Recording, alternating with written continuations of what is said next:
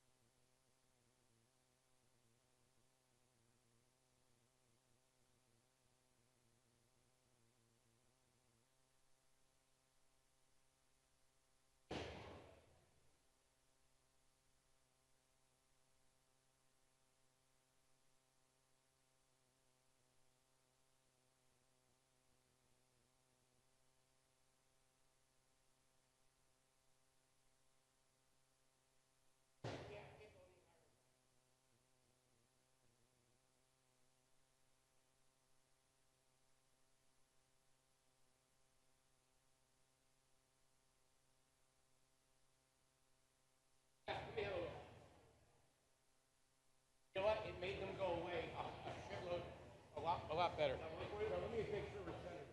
Yeah, you know what, Mickey, they went away 5 minutes. You know what I mean? The shadows went away. Much softer. Yep. Is it better for right?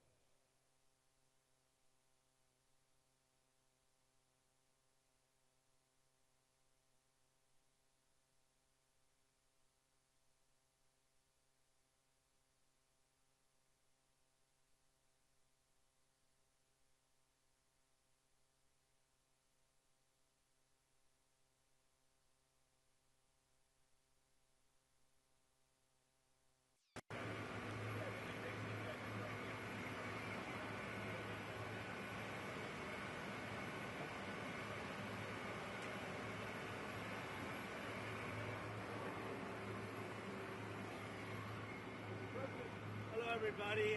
The trip was nice, and the job they've done is fantastic. And this is what you need. And Ron worked beautifully with Christie and all of the people at Homeland Security and got it done in how many days, Ron? 8 days, a new facility was up and running. So, and is this the model going forward, Mr. President? It can be. I mean, you don't always have land so beautiful and so secure.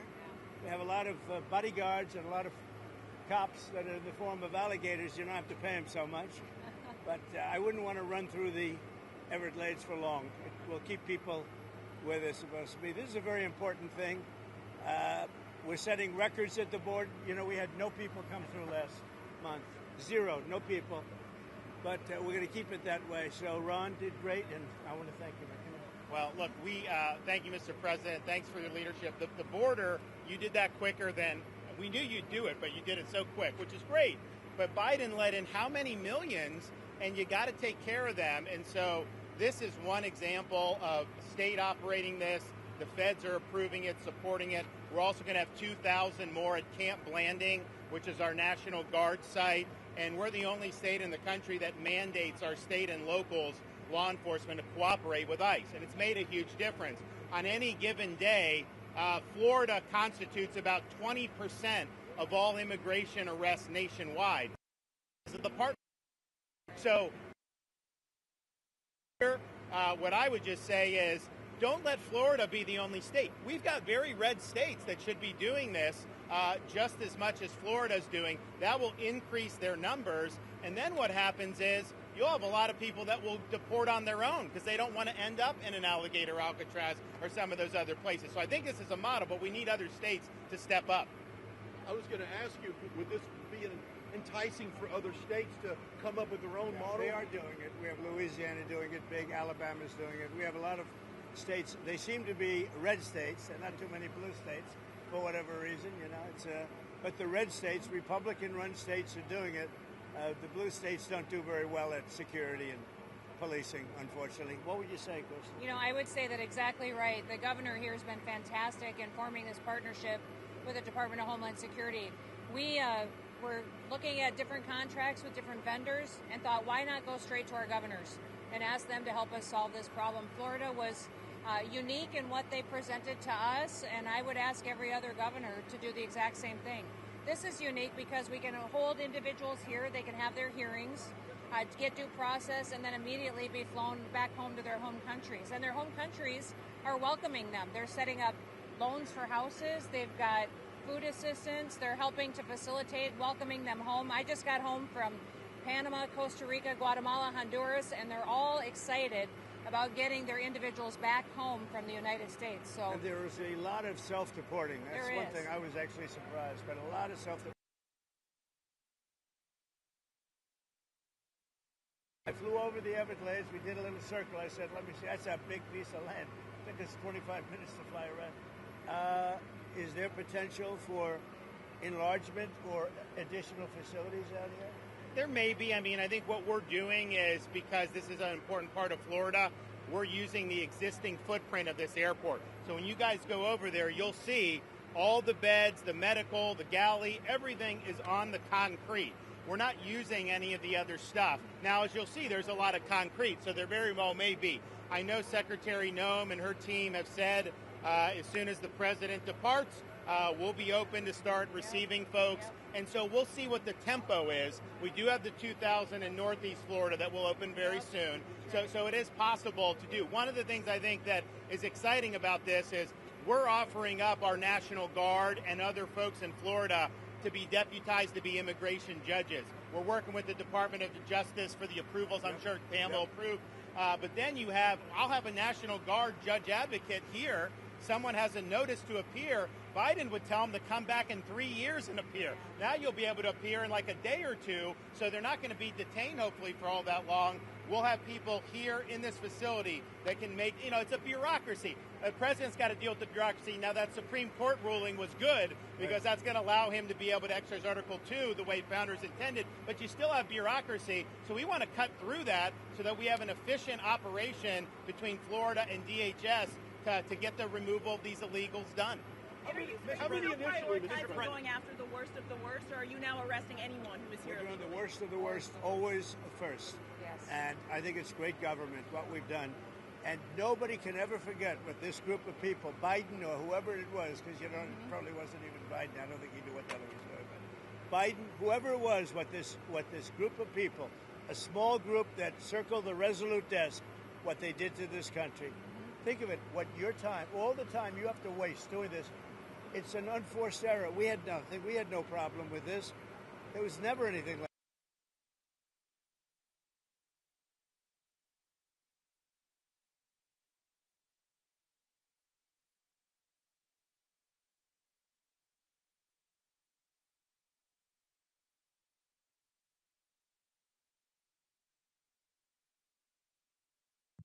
It's like an unforced error, yes. Mr. President, in 2018, you suggested putting alligators in the Rio Grande to prevent crossings in Texas. Is this a dream come true for you, sir? Well, I was thinking about that, I must say. It was meant more as a joke, but the more I thought of it, the more I liked it, if you want to know the truth. And they were serious. They were actually crocodiles. They were crocodiles from Africa. They are a step beyond. But no, that was really meant as a joke, but a lot of people liked it. And a lot of people think we should do it, frankly.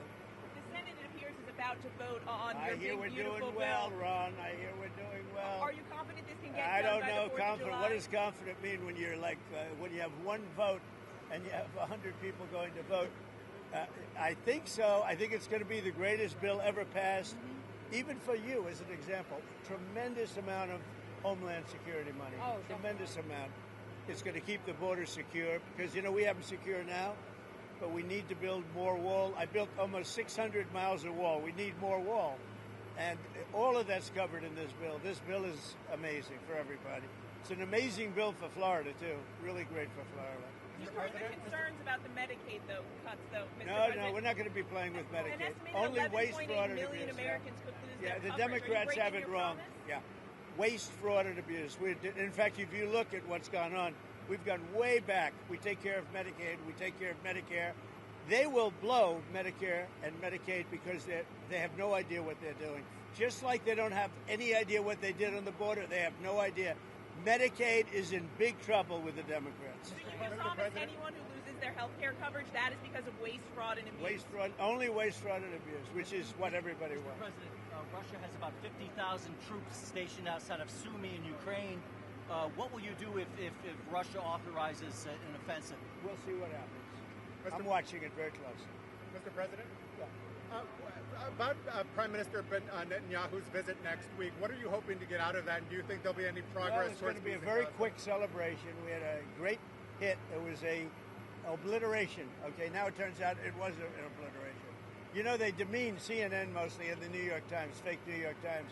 They demeaned these great soldiers. They went over there 17 hours flying, and they hit bullseye after bullseye after bullseye. It all blew up. Everybody saw it. Then they get back, and CNN said, well, they did okay, but maybe it wasn't. Let me tell you, it was beyond obliteration. Nobody can even get down there. The tunnels are busted. Everything fell into the well. It was a total and complete obliteration, and we should celebrate these heroes. And what I'm doing is I'm bringing them, Ron, we're bringing them to Florida or to the White House. I gave them their choice. I think they're going to take the White House. Probably. I shouldn't tell you this. Mr. President, there's going to be a new bill called Make American Elections Great Again. I love it. Forcing the U.S. Census Bureau to redo the census to actually get an account of how many Americans with proof of citizenship are in our area, in our country, redistricting some of the House districts. Your thoughts on that? Well, I'll speak for both of us. We love it. Okay, you're going to like this one. I know all about it. We want to bring our elections back. The election in 2020 was rigged, millions and millions of votes. It had to do with COVID and a lot of things, but it really had to do with the crooked people. The Democrats are very good at cheating on elections. And that's why I said too big to rig. They tried this one too. But after about 9:02, they gave up too many votes. You know, too big to rig. Ron would love it. I would love it. Christie would love it. That's what they have to do. They have to bring it back. And we have to look, you know, Ron, they include anybody that happens to be in your state.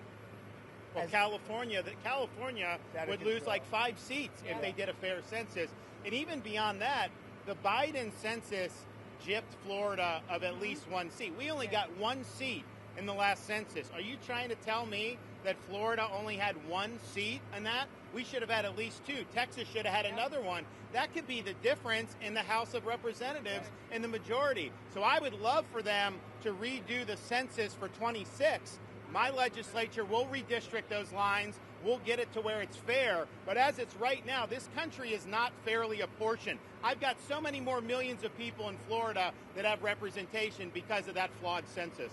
Mr. President, I think it's going to do very well. A lot of people, I don't know if you've heard about it, it's captivated the country. Everybody wants it. It's going to get in, it's going to pass, and we're going to be very happy. Elon Musk is ripping into this bill again. Are you concerned that Republicans are going to be swayed by Musk and his money? No, I don't think so. I think what's going to happen is Doge is going to look at Musk. And if Doge looks at Musk, we're going to save a fortune. Thank you very much, everybody. I don't think you should be playing that game with me. Mr. President, July 9th tariff guideline.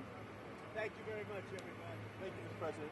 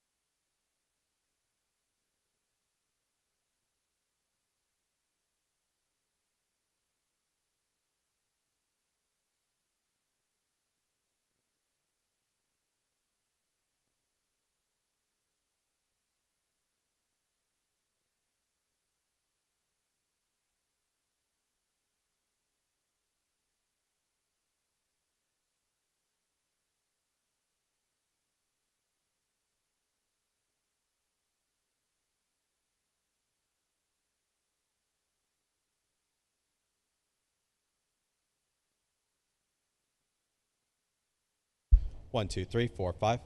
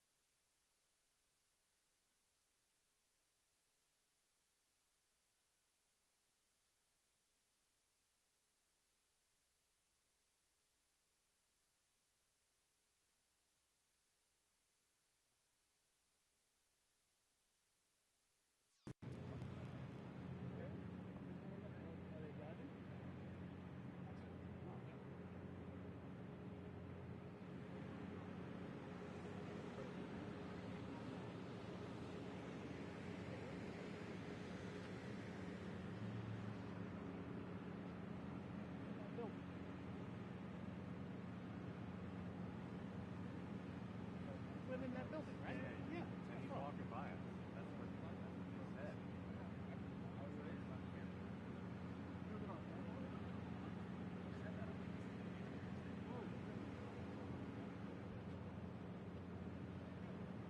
Allison, everyone pick up your sticks, please. Come with me. All right, guys. Pick up your sticks. I got it.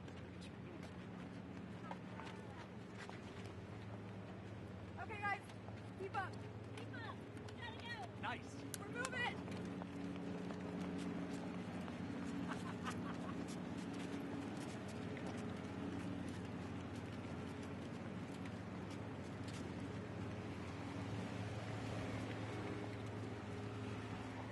Come on, Chris. Great.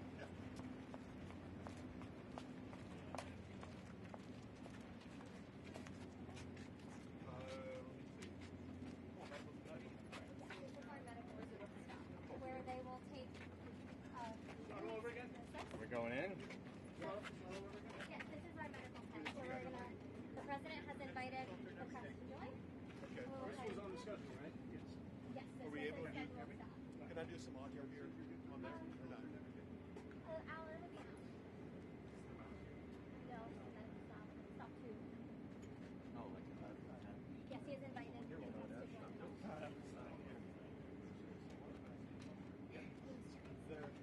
We're checking on that right now. Where's Madison? cell towers Do you mind hanging back to get with John to make the errand gets from downtown? I got a lot of towers. I was just about to drop them too, and do AT&T, and then the president trashed them.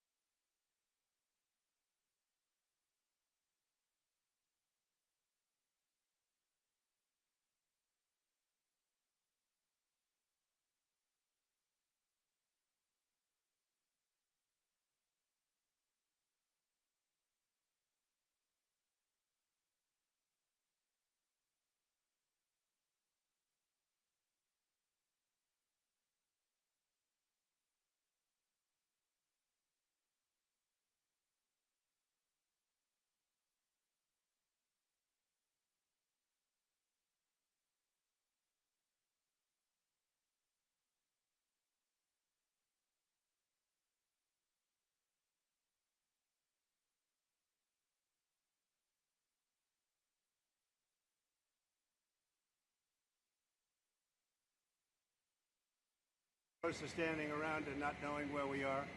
And we're just taking tours through the areas where they stay and the areas where the medical is and all. And they've really done, between Christy and Ron and the whole group, it's really government working together. And congratulations to you two guys. But I wanted you to see it as opposed to waiting for us and then say, how was it, right? It really is pretty amazing. Did they take the vote yet? How's the vote doing? I would normally be home waiting for the vote. Yes, we would. Or in Congress. That's right. But I wanted to come down and see. I hear the vote's going to be good. So we'll see. You'll let me know. You'll let me know. I will let Have you know. they taken it yet? What's that? They're taking it now. I don't think they've taken the vote yet. Not concluded, but they are taking Boy, it. wouldn't that be an upset, huh? Are you confident that this can get through the House? And is there any wiggle room on your July 4th? It's the greatest tax cut in the history of our country. And if it doesn't pass, it's the biggest tax increase in the history of our country. That alone, 68% increase, as opposed to a massive cut. It's the biggest tax cut in the history of our country, and everybody gets it. Mr. President and Madam Secretary, CNN yesterday pushed an app that lets you track where ICE agents are.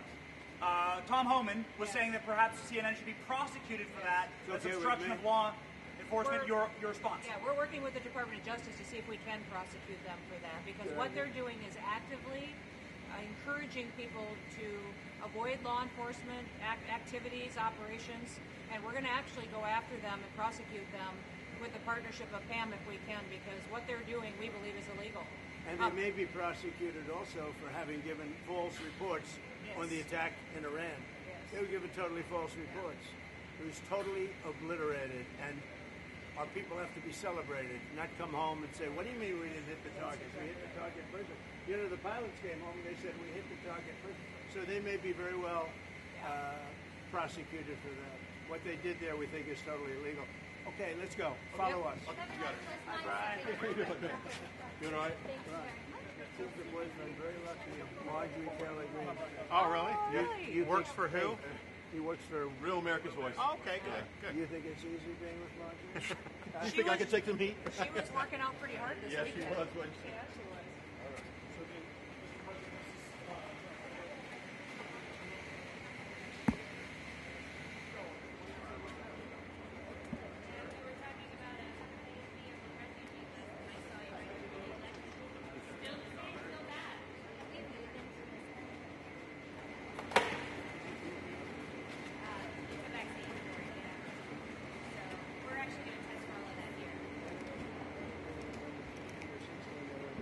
One, though, right?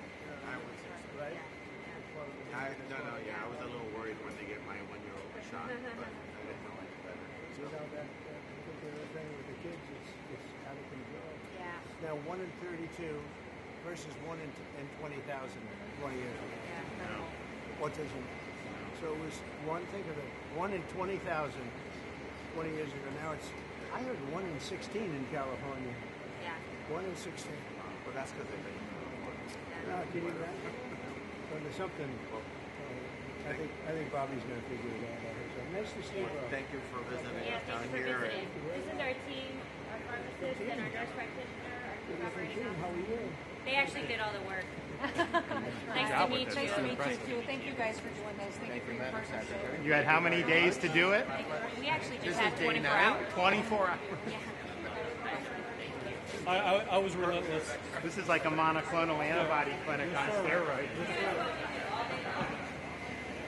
We did the monoclonal in 24. By the time they were doing these, 16 hours later.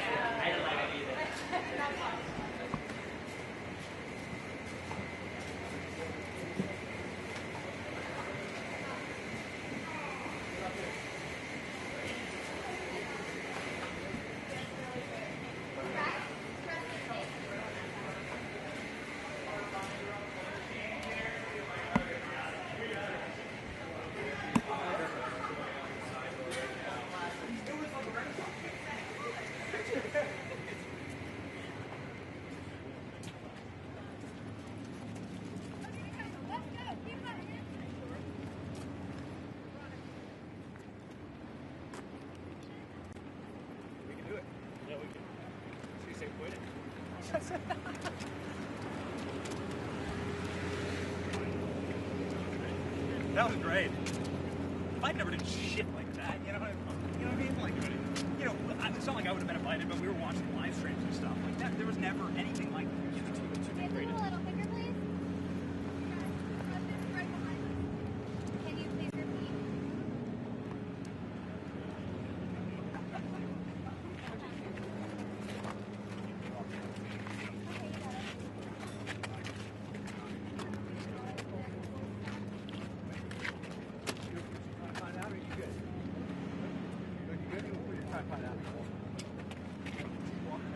He's walking. Here he comes, Brian. Huh? You left.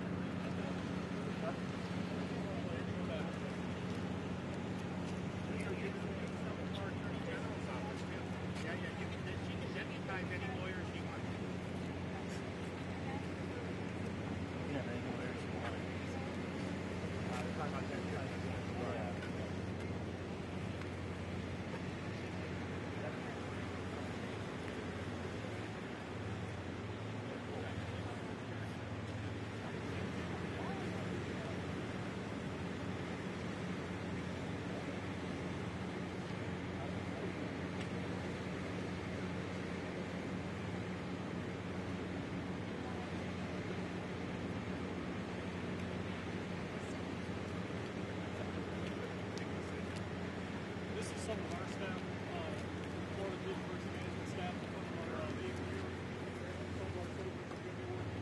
So, and contractors. So it's a period of everybody. I will tell you this.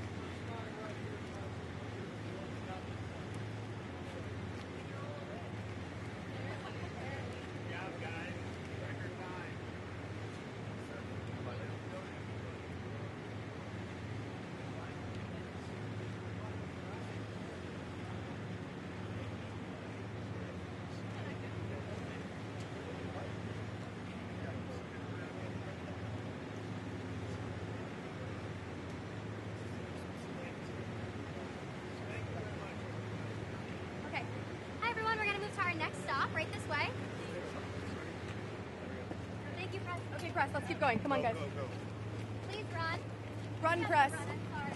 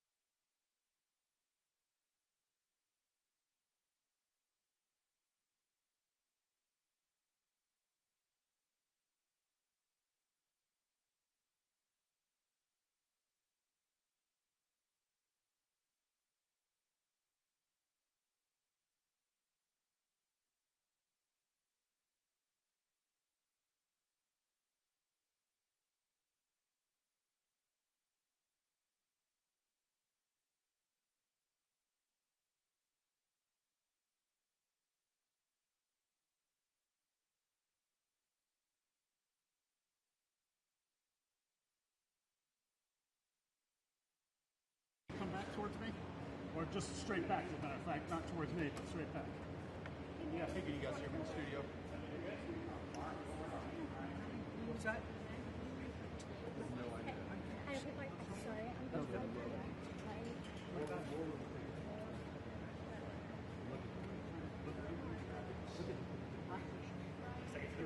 What's he saying? What's up? What's Ben's? Oh,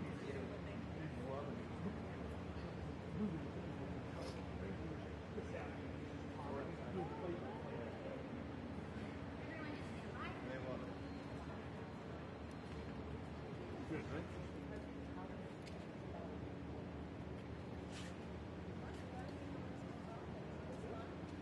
Oh, wow, this is the actual ball.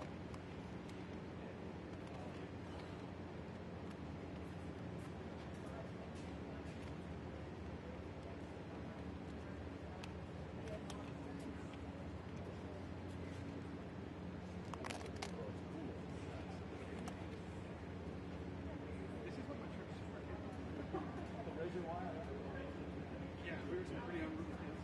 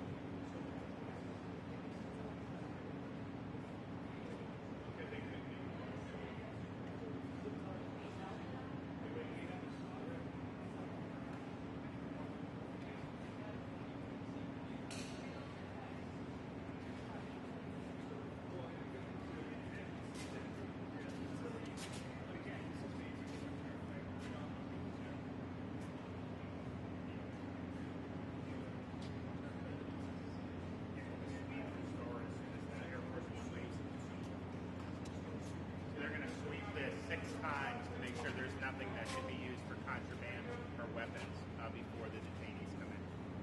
See what I mean? It's an amazing job. They've all done a great job. Proud of them. Mr. President, Mr. Governor, what's your message to Governor Gavin Newsom inside of this facility? Well, the first thing you should do is come here and learn something, because they don't do this. They don't know. They wouldn't know where to begin, and if they did it would cost them 100 times more. So I would say he should call the governor and Christie, and I'm sure you'd give him because his state is a disaster, and he doesn't do this. Well, they have the original Alcatraz, so you guys could approve him being able to set one of these up over there. I'm sure the secretary would be happy to do that and provide. My sense is he's probably not going to bite on that. But I don't know that they'd be able to come in at cost because they tried to do this high-speed rail. They spent like $150 billion, no tracks. We've got a privately funded rail in Florida from Miami to Orlando. It costs the taxpayer zero, and it's very successful. So it's just a much different approach between states.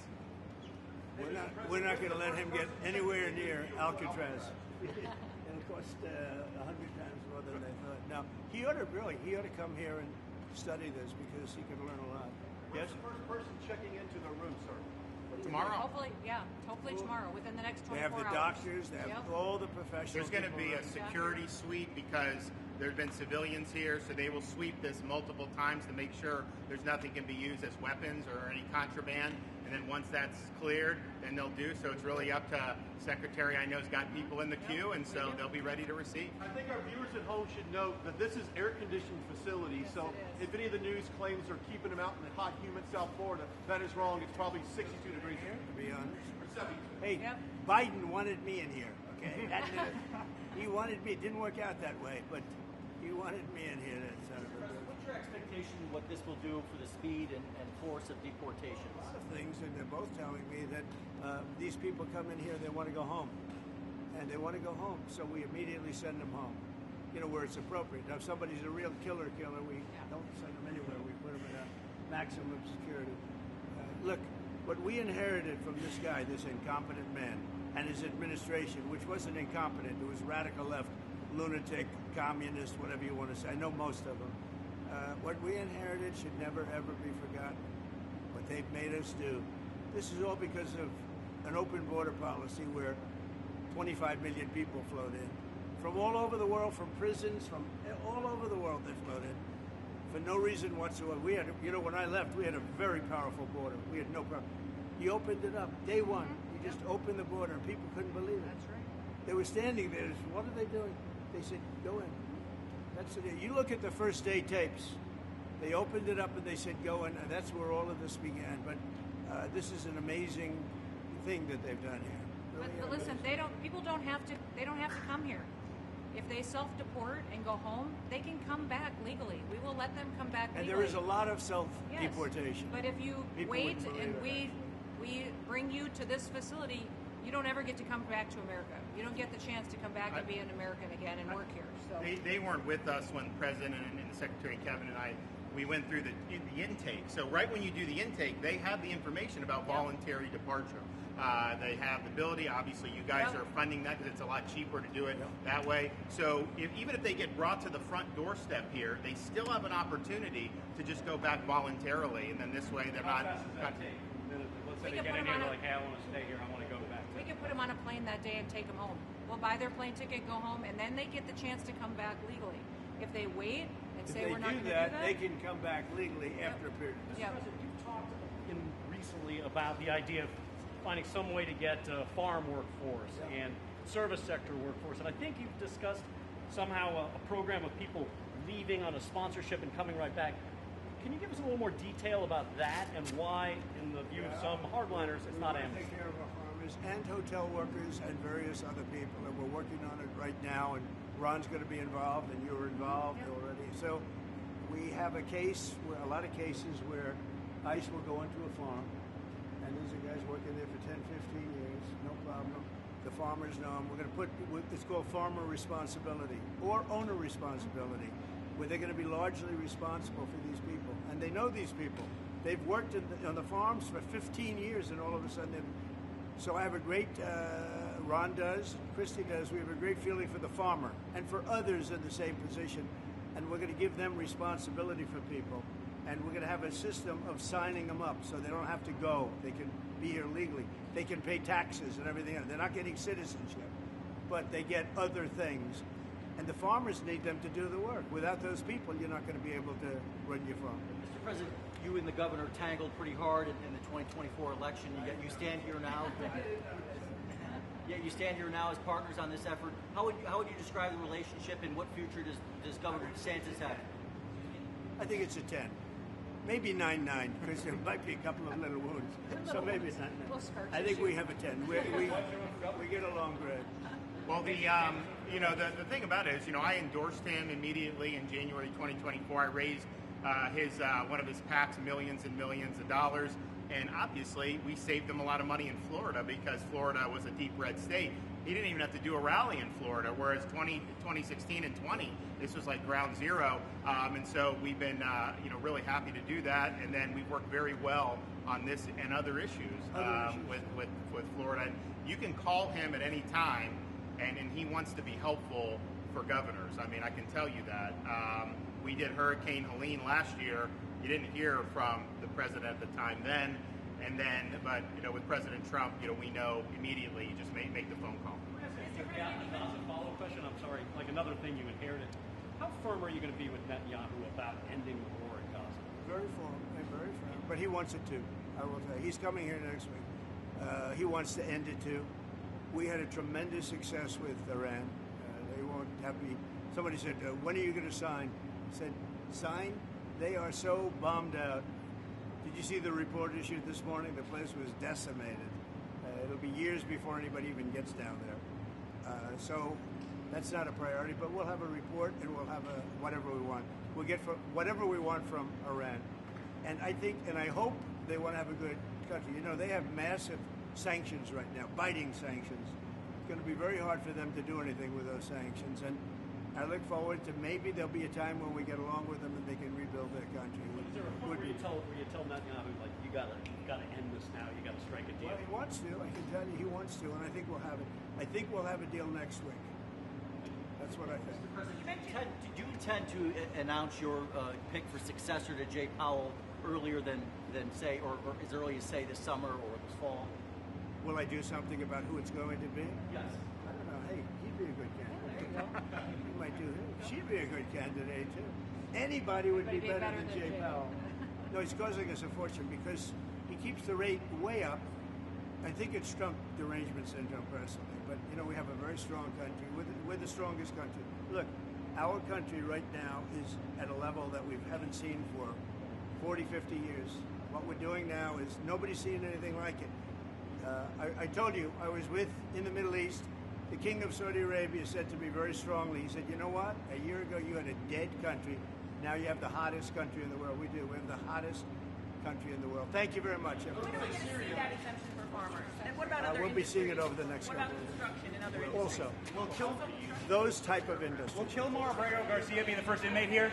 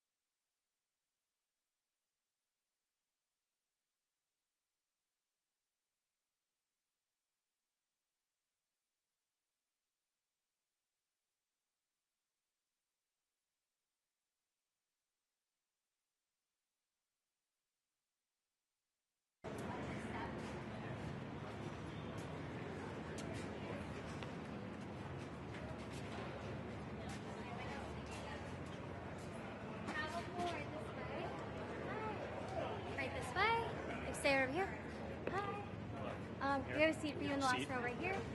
Brian. Come right over here, Evan, and we'll put you in the buffer. Madison, please put the travel pool in their seats. Okay, where's our pool camera? Stills, right here. Stills over here. Brian, just watch behind you. Press, right can sit right here. Pool's right here. Come right up here. There is mold right here. Well, I don't know. It doesn't stretch very far. It's going to be right here, and I have a table for you. Is that going to make it over here? Madison, take the stills to the buffer. Yeah.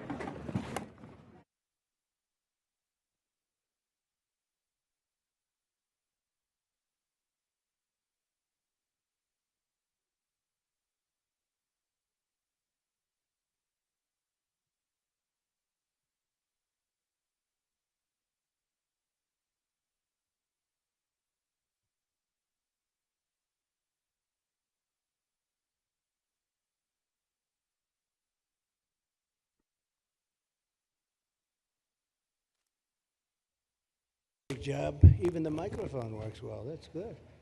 Wow. Well, I'd like to just thank everybody for the incredible job they've done. I love the state. As you know, Ron and I have had a really great relationship for a long time. We had a little off period for a couple of days, but it didn't last long. It didn't last long, and a lot of respect for each other.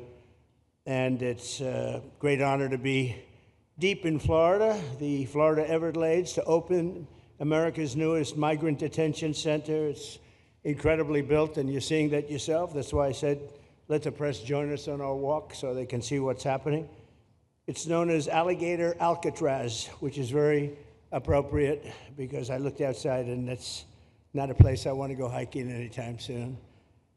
But very soon, this facility will house some of the most menacing migrants, some of the most vicious people on the planet. We're surrounded by miles of treacherous swampland, and the only way out is really deportation. And a lot of these people are self-deporting back to their country where they came from. Quite a few. We're amazed at actually the number. We took the FEMA money that Joe Biden allocated to pay for the free luxury hotel rooms, where he's paying hundreds of millions of dollars in New York City. And we used it to build this project, and Narana was just a little fraction of that money. The money they spent on that project, I happen to know the real estate developer. He's a he never really made that much, but he became very wealthy. With luxury, he didn't do well. With people that are not exactly luxury, he's made a fortune. I want to thank Florida Governor Ron DeSantis and Secretary of Homeland Security Kristi Noem, and Florida Attorney General James Uthmeier. Where is James? Where is he? You do a very good job. I hear good things. I hear good things about you from Ron, too. No, you really do. He's even a good-looking guy. That guy's got a future, huh? Good job, James. I hear you did really, really fantastic. Worked hard. You're like in the construction business for a few days, right? Huh? Congratulations. For all the hard work and to make this facility possible. It's amazing. Thanks as well to Florida Agricultural Commissioner Wilton Simpson. Where is Wilton? Where are you, Will? Hi, Wilton. Been a long time. Thank you. Congressman Byron Donalds. Where's Byron? Hi, Byron. How are you? Good. Florida Speaker of the House, Daniel Perez. Daniel? Daniel? Thank you, Daniel. Why, you didn't want to sit up here with us, Daniel? Executive Director of the Florida Division of Emergency Management, Kevin Guthrie. Hi, Kevin. Good job. Acting Director of ICE, Todd Lyons. Todd, great job. And Senator Joe Gruters. He is a great guy. Where is Joe? We love Joe. Thank you very much. Thank you. Thank you, Joe. Joe is great. With the help of those incredible Border Patrol agents, we now have the lowest level of daily border crossings ever recorded. As you know, last month, the month of May, just got released 2 days ago, the number of illegal aliens into the United States was zero. Zero. Even I find that hard to believe. Somebody must have gotten it, I think. I don't know, but they say zero. And the people that count them are radical left Democrats. So when a radical left Democrat tells me it's zero, I believe him. But there's still much work to do. In the 4 years before I took office, Joe Biden allowed 21 million people, that's a minimum, I think it was much higher than that, illegal aliens to invade our country. He invaded our country just like a military would invade. It's tougher because they don't wear uniforms. You don't know who they are. More than the populations of New York City, Los Angeles, Chicago, Houston, Phoenix, and Philadelphia combined. That's what came into our country from prisons, from mental institutions, from street gangs, drug dealers. It's disgusting.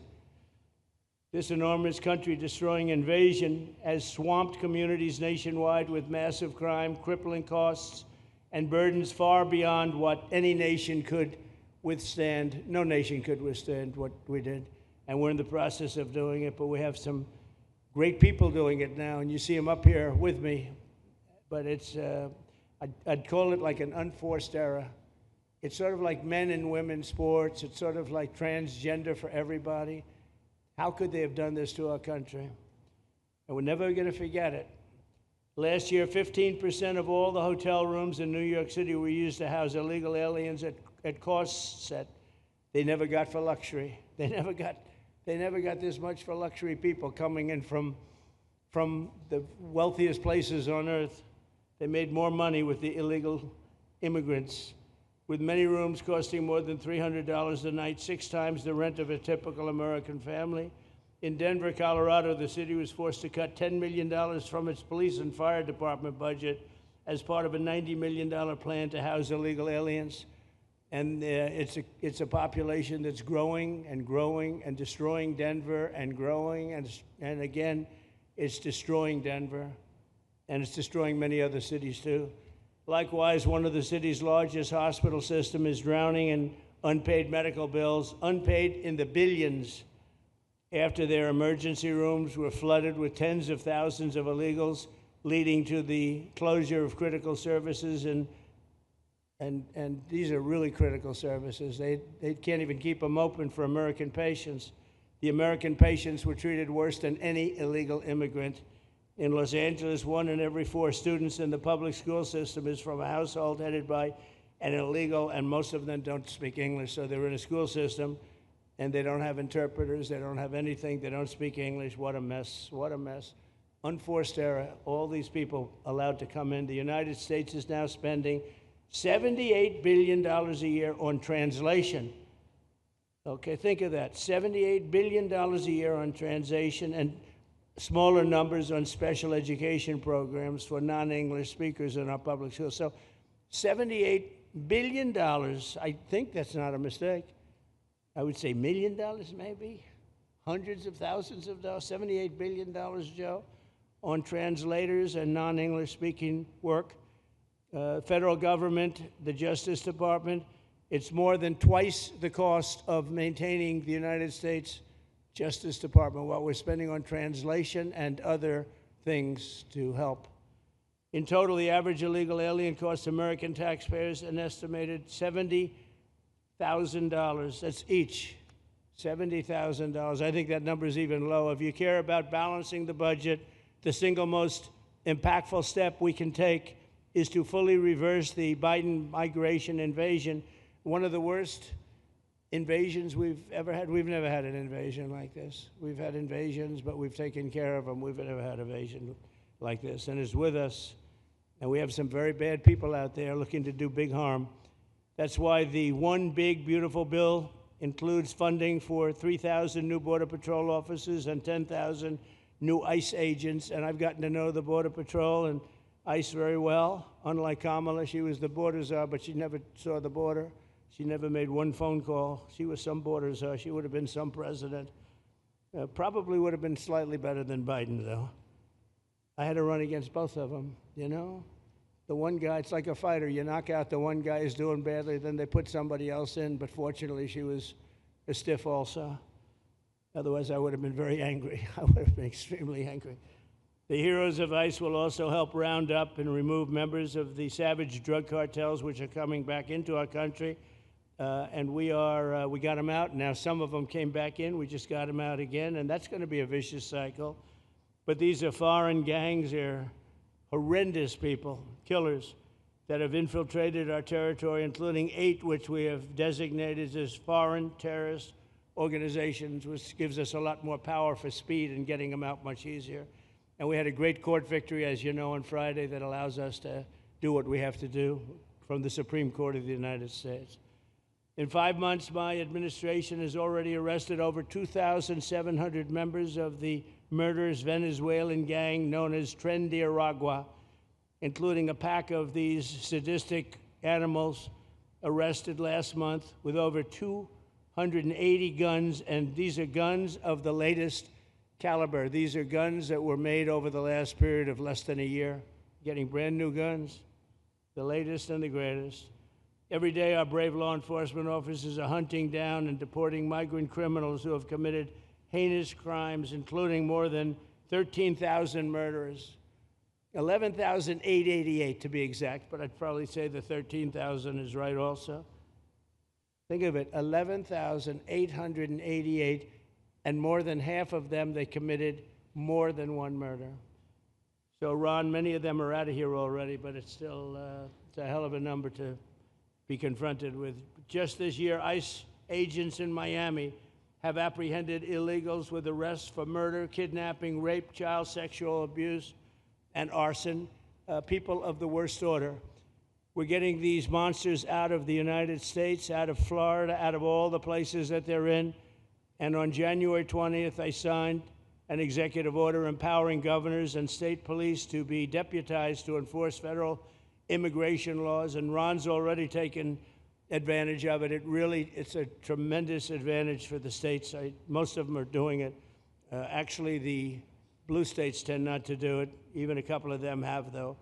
And I want to express my tremendous thanks to the state of Florida for embracing this opportunity and being a true partner. They've worked so well with the federal government. It's been just a beautiful, beautiful partnership. So, Ron, I'd like to thank you personally. You are my friend, and you'll always be my friend. And we may have some skirmishes even in the future.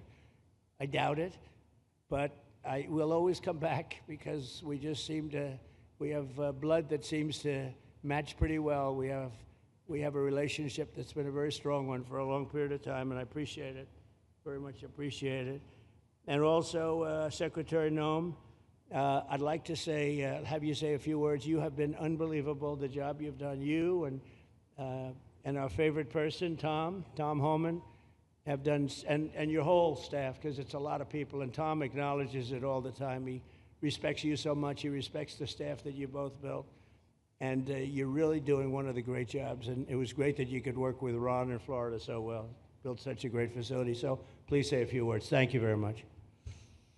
I don't know if this will work. Well, thank you, Mr. President.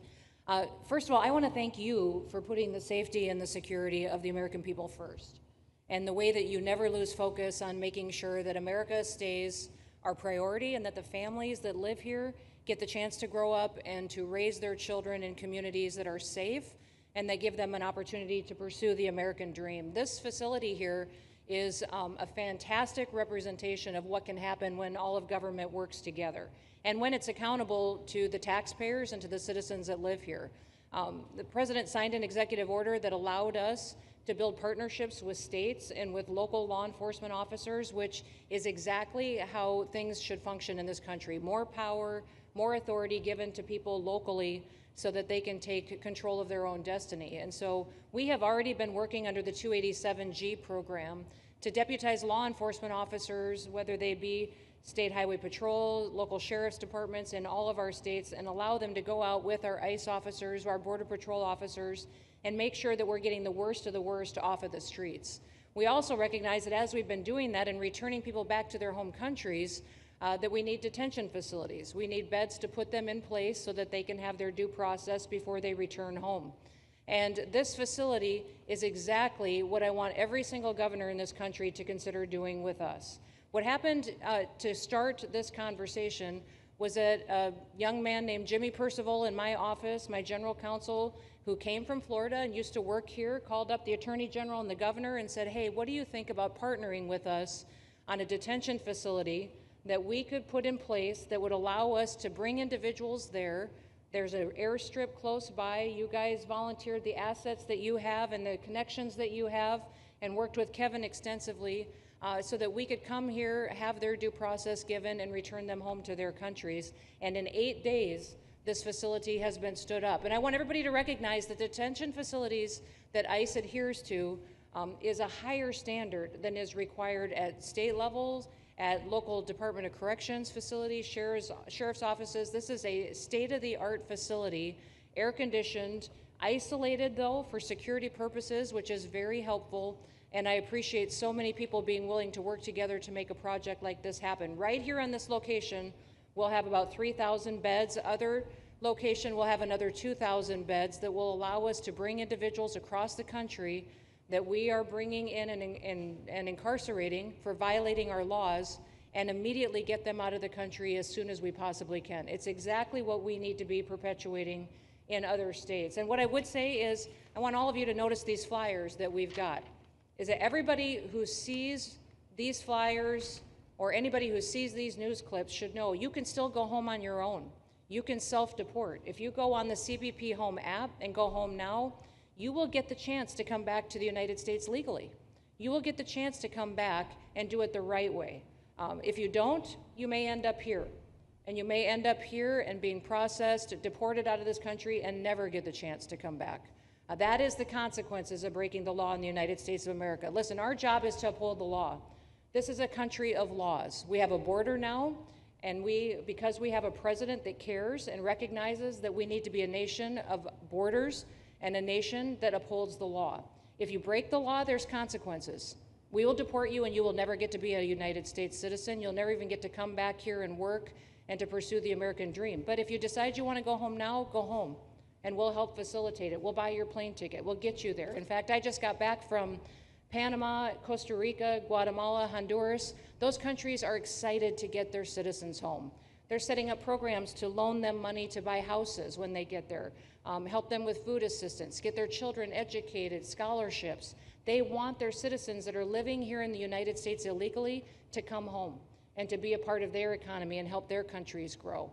So this is a win-win for everyone, and I just want to end, Mr. President, by thanking our law enforcement officers, by thanking our ICE officers and our Border Patrol officers for what they do every day. They are out on the streets, and violence against them has increased over 500% since Trump has gone back into the White House, because he's upholding the law and because a bunch of liberals, socialists, and Marxists are out there lying about what President Trump is doing. President Trump is upholding freedom by what he is doing. The freedom to live safely in this country and to do things legally and to have justice. And because those liberals, and I'm calling out you, CNN, I'm calling you out because you lie every single day about what these operations are. We are going after murderers and rapists and traffickers and drug dealers and getting them off the streets and getting them out of this country because Joe Biden let the worst of the worst come in here. The other day I was talking to some marshals that have been partnering with ICE. They said that they had detained a cannibal and put him on a plane to take him home, and while they had him in his seat, he started to eat himself, and they had to get him off and get him medical attention. These are the kind of deranged individuals that are on our streets in America that we're trying to target and get out of our country because they are so deranged they don't belong here. And they shouldn't be walking the streets with our children.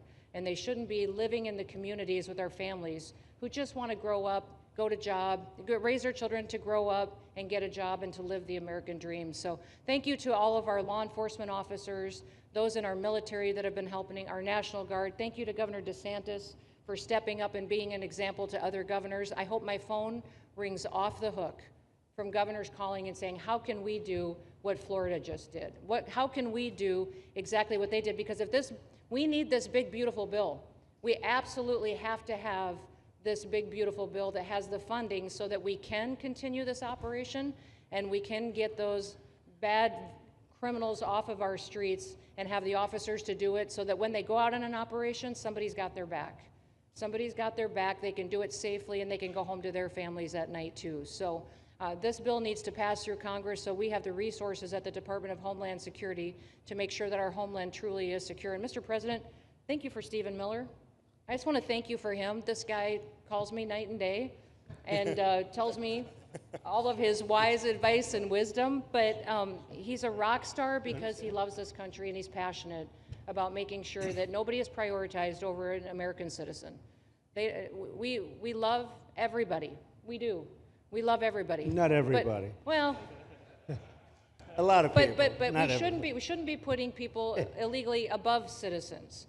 We should be making sure that we do things right, and that's what America has always stood for, and we're an example to the rest of the world because we do it right. So, Mr. President, you surround yourself with great people, and I think that's because everybody wants to work for the greatest president that the United States has ever had, and that's President Donald J. Trump. Thank so thank you you, very sir. much, Christy. That's Thank so you for nice. your Thank you.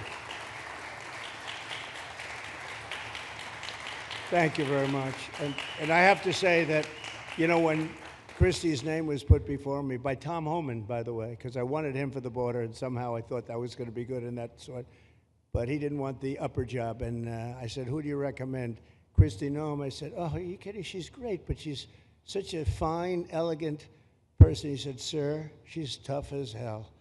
I said, "Are you sure? You are tough as hell, I tell you, and you do it in a very nice way, but you are, if you ever saw her ride a horse, she rides a horse like she should be in the rodeo. She's like an unbelievable horse person, and you've done a fantastic job, and Steve Miller would even agree to that. And he likes nobody, by the way. I don't think he likes anybody. And another one we like is Ron. And Ron, would you say a few words, please? Sure. Well, thank you, Mr. President. Welcome back to Florida, and I think this is the first time you've been back since the events of a couple weeks. So just let me say, as somebody that was serving on active duty in Iraq back in the day, we witnessed the number of our troops that were killed or wounded by the Iranians. We know that they're a militant Islamic regime that was hell-bent on getting nuclear weapons, and under Joe Biden, they were about to get nuclear weapons.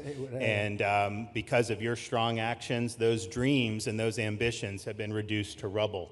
And I thank you. I know a lot of veterans thank you, and people in Florida really thank you for stepping up and really making a strong, tough, but strong decision. I think we're much safer as a result of that. Now, on the immigration, I think President Trump's election represented the chance for us to finally solve this illegal immigration and border problem once and for all.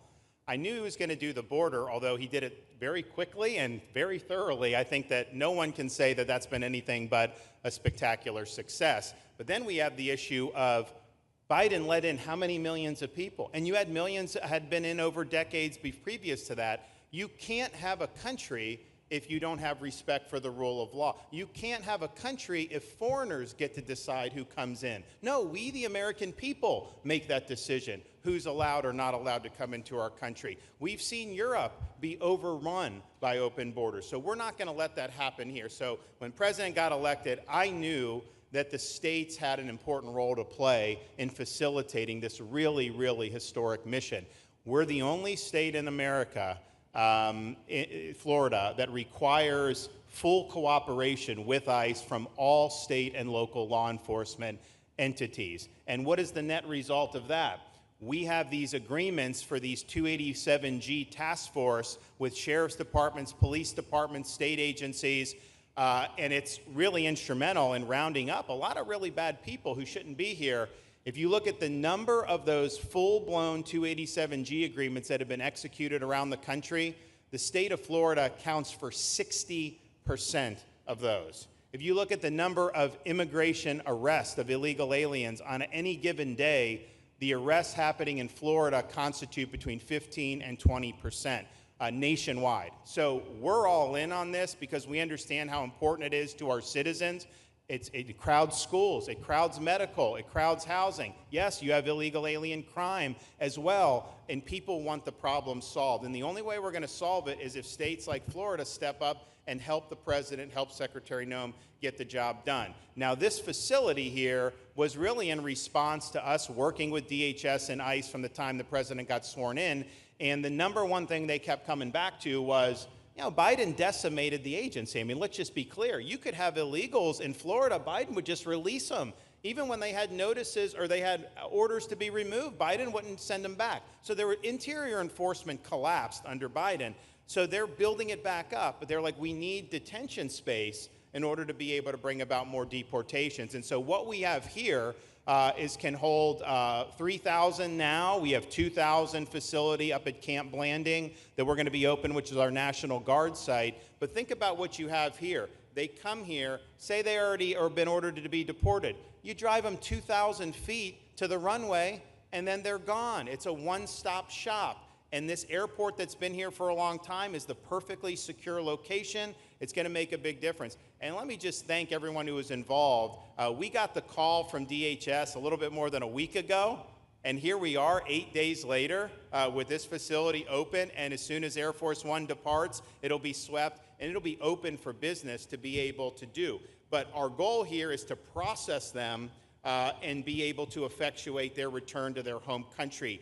This is the opposite of what they were doing in New York by just putting them up in a hotel and then just letting them stay there indefinitely. No, we want to be able to send back. And when you walk into the processing, the President and I, Secretary Noem, Kevin Guthrie, walk through that initial intake, the first thing you see is information on how to go home on your own. Why would you want to come through Alligator Alcatraz if you can just go home on your own? I think a lot of people are going to make that decision. So you're going to have a lot of deportations that are going to be done by the administration, but I think you're going to have a lot of voluntary as well. So this is a force multiplier for the President's efforts. I would just say and echo what Secretary Noem says. There is no reason why other states can't be doing it. And I know Louisiana, Texas, a couple of them, but we've got if only the red states did this, they would be able to expand their capacity by tens of thousands, maybe 50, 100,000 on a given day. That's how you really start to make a difference. And so we're proud to be able to partner with the Trump administration on that. Mr. President, thanks for coming down. I think you highlighting this is going to move the needle in a big way throughout the country, and I think it's going to help all of us achieve the really big results that I think our voters want to see. Thank you, Ron. Great job. Thanks. Thank you, Mr. President, for the opportunity. My name is Kevin Guthrie. I'm the Executive Director of the Florida Division of Emergency Management. And I'd also like to thank President Trump and the Department of Homeland Security Secretary Noem for joining us here today and for their continued support. I want to thank first by thanking the man to my right, and that's Governor Ron DeSantis, whose bold leadership and swift action made this project possible. Make no mistake, this facility would not be standing here without the President, the Secretary, and the Governor's vision and determination to uphold the rule of law. Florida is and will always be a law and order state. Even before the President took office, the Governor made it clear that illegal immigration would not be tolerated in the state of Florida. When the President and the Secretary asked Florida to help, the Governor empowered our state and private partners to work collaboratively and deliver real results on a rapid timeline. The Florida Division of Emergency Management is best known for leading the nation in hurricane response and other natural disasters. We understand how to act fast without bureaucracy in the face of any emergency. Our teams built roads in 8 hours, bridges in 3 days, base camps in 72 hours, and full causeways in 2 weeks. Getting things done quickly, efficiently, and correctly is at the core of our mission. We simply just want to be the best at what we do in the nation. When the Governor called me, and we answered, and we were proud to bring our logistical expertise to the table. We know how to set up base camps for guardsmen, first responders, linemen, volunteers, and other aid sources, and distribute that in a matter of days before a storm. We're able to translate this knowledge to what we did here at Alligator Alcatraz. Florida has put the best teams together who check their individual logos and egos at the door to get this done. Not just for you, Governor, but Mr. President, for you as well. There are over 13 different vendors that came together to get this solved in 8 days. Truly a whole of private sector partnership to get that done. Behind you on these boards, in only 8 days, we have built a fully compliant detention facility with a detainee capacity of up to 3,000 people, with room for additional capacity if you asked us to do so. The detention facility includes over 158,000 square feet of housing and is a fully aluminum frame structure rated for winds of 110 miles an hour or a high-end Category 2 for those people that don't think that we're taking that into consideration. This is Florida, by the way. Power supply is fully redundant with backup generators in place. We've put a staff village here on site with a capacity of 1,000. Our services are hot meal 3 times a day, 24/7 medical facility, pharmacy, air conditioning, access to indoor and outdoor rec yards, legal and clergy support services, laundry. Our security element is over 200 security cameras throughout the facility, more than 28,000 feet of barbed wire, 400 plus security personnel to include 200 men and women, soldiers and airmen underneath Major General John Haas's command as the Adjutant General of Florida. And it's all surrounded, as you pointed out, Mr. President, by 10 miles of beautiful Florida Everglades. Contingencies, as with all state correctional facilities, we have a hurricane plan. We will not wait for a Cat 2. We will follow our normal evacuation procedures as we do for any other facility statewide in our great state of Florida. We have on-site fire and EMS resources so that we do not we don't burden the locals with any type of response. All in all, sir, this has been a perfect state logistics exercise for this hurricane season. Everything we did here in the last 8 days, God forbid, if we have a hurricane, we're going to do it again. This was a dress rehearsal for us, and we are ready, willing, and able to support you, sir, the governor, secretary, and everything that you need us to do. Just a week ago, it was a taxiway and a runway, and now is a fully functioning facility. We are happy to support you, Mr. President, Governor, Secretary. Fantastic, Joe. Thank you.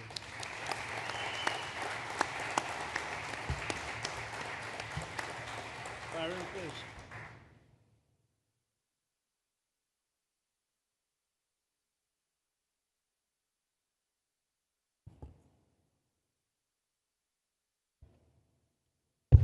There we go. First of all, Mr. President, we all have to thank you for your leadership and for the mandate that the American people gave you to finally secure our borders and to deport criminal illegal aliens and longstanding illegal aliens out of the United States. That is a mandate given to you by the American people. I know Secretary Noem, Stephen Miller, Governor DeSantis, myself, on behalf of the other members of Congress in the Senate, and of course here in Florida, we are behind you 100% in that mission. To the governor, I really appreciate you and commend you for your leadership on this, taking swift, decisive action to building this facility. One of the things that has occurred because of the work you did earlier this year with the legislature is that our sheriffs are out there every single day. They are arresting these criminal aliens in our streets, and they're seeing some backlog in their jails. So this facility primarily goes to address some of that backlog and then to help us fulfill the mission that the president has led us to. So Governor, thank you for your leadership and thank you for your decisive action on this. It really does mean a lot to all the people of Florida, of course the people of the 19th Congressional District. Secretary Noem, I mean, what can I say? The president's right, you're double tough. So we appreciate all your leadership. You and Tom Homan have been doing a great job. And I'm actually going back to DC after this because we have to vote on one big, beautiful bill in the House. We have to get that to the president's desk so we can get you the resources that you need to fulfill the mission that the American people have asked us to do. I totally agree with what Mr. Guthrie has said. This is a logistical marvel when something like this occurs.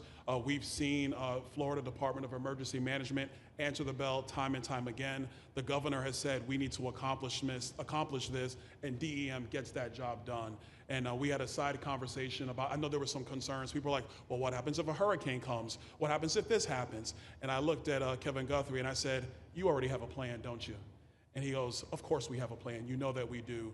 This is what Florida does, Mr. President, and so I want to commend you for your leadership and your vision on this. Governor, thank you for all that you've done with your vision and determination. Secretary Noem, we're going to get the bill done so you get the resources you need. See you, sir. Thank you very much. Oh, thank you. Wow. Thank you. You know, I'm waiting, listening to these wonderful words, and they are music to my ears, but I was also wondering how we're doing, because I know this is prime time. It shows that I care about you, because I'm here, and I probably should be there, but we do care. Thank you very much. James, please. We're all happy now, James. Yeah. Well, I can speak on behalf of all of our sheriffs, state law enforcement, our police chiefs. We are going to continue to make arrests, our pedals to the metal, as many as we can. We want to fill this place up. The governor and Kevin have shown they can build bridges in 3 days, so why not some detention facilities? Hopefully there's more to come. And you really kind of were the inspiration for this. We like the idea of reopening the original Alcatraz. I don't know if that can happen or not, but we thought, hey, we've got our own natural Alcatraz in the middle of the Everglades. Right. Great runway, great perimeter, so let's make it happen. In Florida, we walk the walk, and we will deliver for all of you. Thank you. Well, I heard you were responsible for the locational pick, and you cannot have picked a better location. I said, whoever the hell made this choice, I know you take it a little heat from some environmental groups, but I take it all the time, and that's an honor. But I heard you were very responsible for that choice, and that was a big choice. Thank you very much. Great job, James. Thank you. You want to finish over here, and then we'll go over here. We'll go back and celebrate the big, beautiful bill that you just got passed. You sure that's right, Brian? Yeah, all right. Wow, good. He's doing a good job. Right. Wow. Mr. President, first of all, I just want to say how grateful we are that you're back here in your home state of Florida. You've been doing an amazing job, not only at our border, but around the world, keeping this country safe and Americans. We are grateful for your leadership. God had a plan for us, and it was Donald Trump. So thank you for that. As a member of the Immigration Board and as the Commissioner of Agriculture of this state, I've been happy to help lead with the governor and the rest of the cabinet on this issue.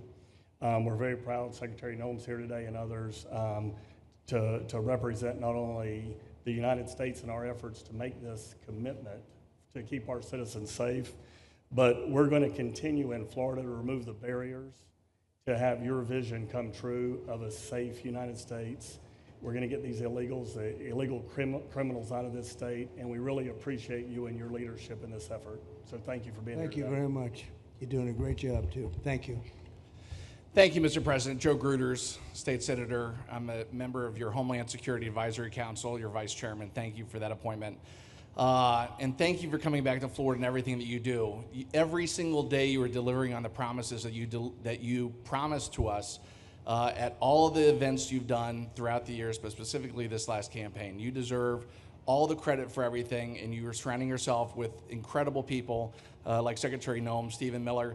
And just like your big, beautiful bill here in Florida, there was a lot of commotion about our immigration bill. And we had 3 B's in that: beds, badges, and bad guys. And this goes right along with our beds and the resources. And I give the governor, Ron DeSantis, a lot of credit for stepping up and making sure that we all work together, because at the end of the day, even if sometimes there are skirmishes, as a result of the back and forth, we ended up with a better bill, and we all win. And what we're doing here in Florida hopefully will happen all across the country. You've done, your leadership is amazing. Keep up the great work, and just know that Florida loves President Donald J. Trump. Thank you very much, Joe. Appreciate it for a long time. Appreciate it. By the way, Okeechobee is something that we did together also, and that was a lot of money spent. I hope it was well spent. I know we did a Rolls-Royce job, but it's a lot of money that we spent out there together. And how is it going? You can delegate that to us, because we move faster than the Army Corps. Good. So we will finish that reservoir. Good. If you delegate it to us, I'll get it done and much quicker. Oh, I would do that. Yeah. I'll tell you, let me ask myself permission. Permission granted. Go ahead, get the thing, get it complete. You want to do that? All right, we're gonna go talk to the Army Corps then after this. Good. You can move faster, actually. Please. I think it, sir, just first on behalf of the men and women of ICE, we just want to thank you for allowing us to do our job again. You know, your vision and under Secretary Noem's leadership, this is what the American people want. And I hope that you see great results of what we're doing out there every day, getting the worst of the worst out of our communities. Because of you and Secretary Noem, I have the privilege to lead one of the most premier and the finest law enforcement agencies that we do have in the United States. And the men and women of HSI and ERO Miami do incredible work like you highlighted. And with the governor in the state of Florida, the partnership in Florida has been amazing. The 287G program is only going to help us to identify all those known gotaways and get the worst of the worst out of the neighborhoods. And through our Homeland Security Task Force, we are going to make America safe again. So thank you very much to both you and the Secretary. Thank you, Todd. Great job. Really great job you're doing. Thank you. Please. Good morning, Mr. President. Thank you so much for coming. Again, as Garrett Ripp, I'm the Field Office Director for ICRO here for the Miami Field Office. Incredible collaborative work we've been doing together, working with the state, working with our local partners. And again, just the 287G is going to open up that aperture and allow us to get those bad hombres off the street and get them into this facility. And we're looking forward to it. And again, just appreciate all your support. Thank you. Always thank you. You've always been so great. Thank you very much. Please. Good afternoon, Mr. President. On behalf of Air Marine Operations, my name is Andres Blanco. I'm the Executive Director for Southeast Region. AMO continues to execute and support your executive orders. Air Marine Operations brings a unique capability both in the air and the maritime domains. And in partnership with our Border Patrol, OFO officers, and ERO, we continue to conduct effective operations both interior, along the border, and along the maritime approaches. Thank you very much. Good job. Good afternoon, Mr. President. Jose Figueroa. I am the Acting Special Agent in charge for Homeland Security Investigations here in South Florida, and our office covers from Key West to Fort Pierce. Tremendous collaboration here with the state and our federal partners. HSI is conducting criminal investigations into TDA, MS-13s that are involved in human smuggling, sex trafficking of minors, and we will continue that effort with your support. Governor DeSantis, thank you very much for this facility. Looking forward to continue the great work. Thank you. Thank you very much. Steve, would you like to say something? Our star. Thank you, Mr. President. I just want to say on a personal note, getting to watch what you've done over the last 5 months to deliver on a 50-year hope and dream of the American people to secure the border. When President Trump came into office on January 20th, the United States had endured the largest wave of illegal immigration in human history. Not just American history, human history.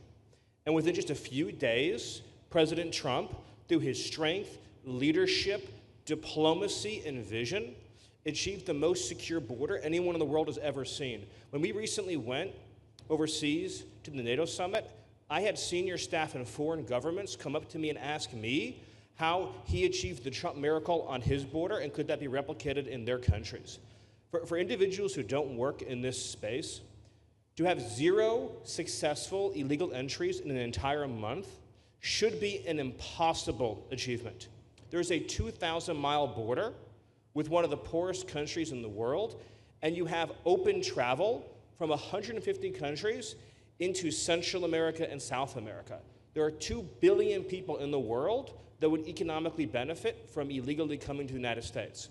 And through the deployment of the military, through the deployment of novel legal and diplomatic tools, through the building of physical infrastructure, through the empowering of ICE and Border Patrol and the entire federal law enforcement apparatus, President Trump achieved absolute border security. And now, once this legislation is passed, he will be able to make that with those resources permanent. Watching what you've done, sir, has been one of the honors of a lifetime. I'm proud to be able to play any role in it.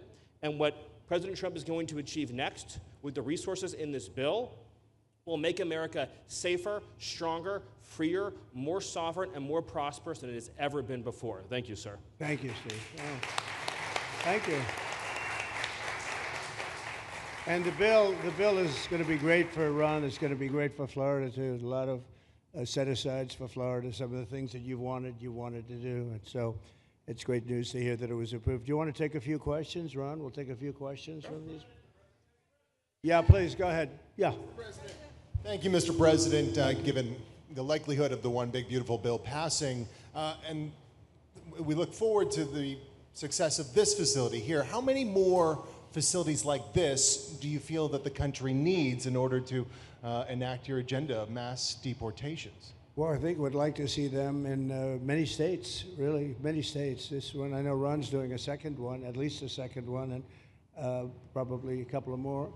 And, you know, at some point, they might morph into a system where you're going to keep it for a long time. You know, it's not that far away from jails that take years to build, and money is spent and wasted. And, you know, like the railway that they have in California that costs like 40 times more than it was supposed to cost. The same things happens with prisons. You look at this, in a short period of time. Ron, James, and some of the people that really worked on it along with our people, they did this in less than a week. And you look at it, it's incredible. The incredible thing is picking the site, because the site was one of the most natural sites. It might be as good as the real Alcatraz site. You know, it could be. Well, that's a spooky one too, isn't it? Huh? That's a tough site.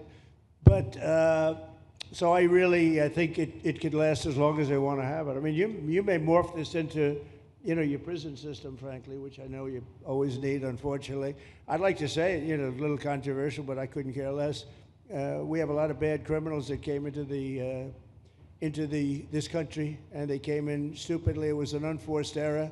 It was an incompetent president that allowed it to happen. It was an auto pen maybe that allowed it to happen, and it did happen. But we also have a lot of bad people that have been here for a long time, people that whack people over the head with a baseball bat from behind when they're not looking and kill them, people that knife you when you're walking down the street. They're not new to our country. They're old to our country. Many of them were born in our country. I think we ought to get them the hell out of here, too. You want to know the truth. So maybe that'll be the next job that we'll work on together.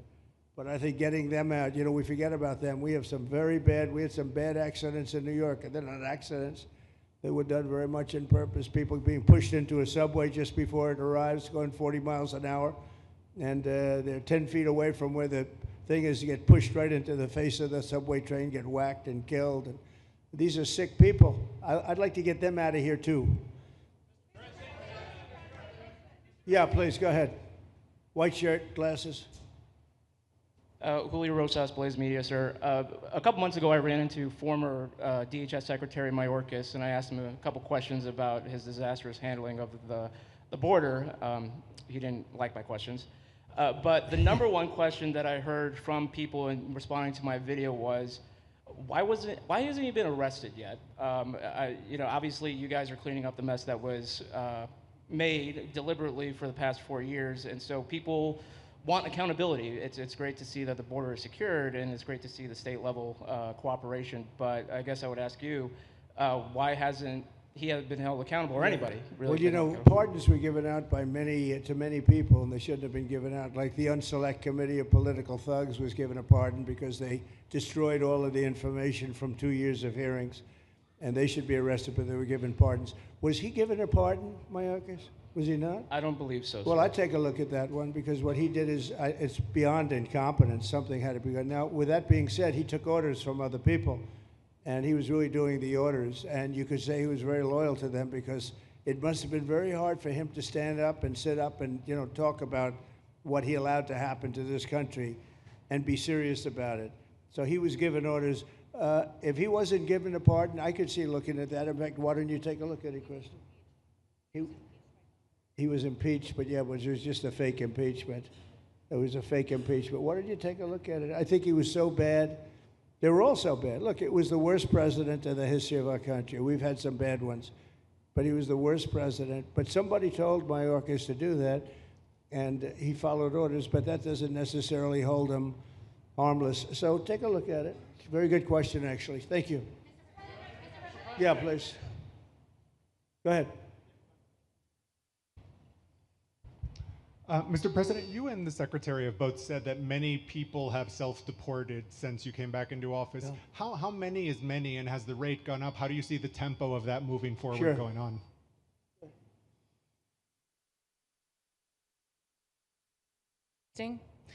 We have had several 100,000, but also we have many that have self-deported, not even using the CBP Home app.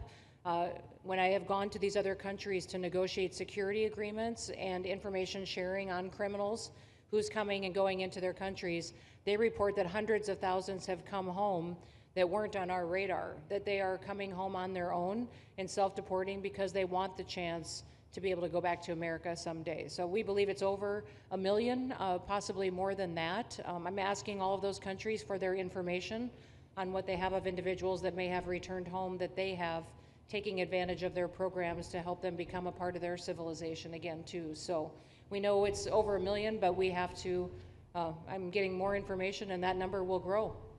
If they don't leave, they never get the chance to come back. If we have to take them out, and we will, they'll go out, but they never get a chance to come back. The other way, we actually make it a little bit easier for them to come back. Okay? Thank you. Good question. Thank you. bill is now passed in the Senate, but we are already hearing from some Republicans in the House who say they cannot get on board with the changes that were made to the bill in the Senate. What is your message to those holdouts? Well, I just heard that about the Senate, and the bill just passed, and it tells you there's something for everyone. I mean, it's a great bill. There is something for everyone, and I think it's going to go very nicely in the House. Actually, I think it will be easier in the House than it was in the Senate. And just to be clear, on the Medicaid cuts, you've promised not to cut Medicaid, said this is all just targeting waste, fraud, and abuse. Are you saying that the estimated 11.8 million people who could lose their health coverage, that is all waste, fraud, and abuse? No, I'm not saying that. I'm saying it's going to be a very much smaller number than that, and that number will be waste, fraud, and abuse. And if you look, they took a much more liberal stance on the Medicaid situation than they could have. They had a tough stance and a weak stance. They took not a very strong stance on that to start off, and it's waste, fraud, and abuse, and everybody wants that covered. What number is that? What analysis are you seeing? I'm not seeing a number, but I know it's much less than the number you gave, and we really were very, very cognizant of three things. Social Security, we're going to take care of it beautifully. Medicare and Medicaid, and we are going to save it, whereas the Democrats are going to, you won't have it. They will destroy Medicare and Medicaid, and they have to because their numbers don't work. So it's not going to happen. They're the ones that have destroyed Medicare. They have made it so bad already, they're going to make it a lot worse. But now we'll be in charge, so we're going to have no problem with Medicaid or Medicare or Social Security. Thank you. Yeah. Claire Gall with Wink News in Fort Myers. What is your direction to ICE when it comes to arresting farm workers here illegally, other workers in industries that are pretty critical to Florida's economy? Yeah. Well, we're very much cognizant of that, and as you know, I won the farmers by 92%, and I'm not going to be abandoning my farmers. We were strong on the borders, but we're also strong for the farmers and for others in the hotel industry, et cetera. You know, we have similar situations, and Christy and I, and we'll be working with Ron and a lot of the states. We're going to work something where the farmers can be responsible for some of the people they have people run for 10, 15 years that they know very well.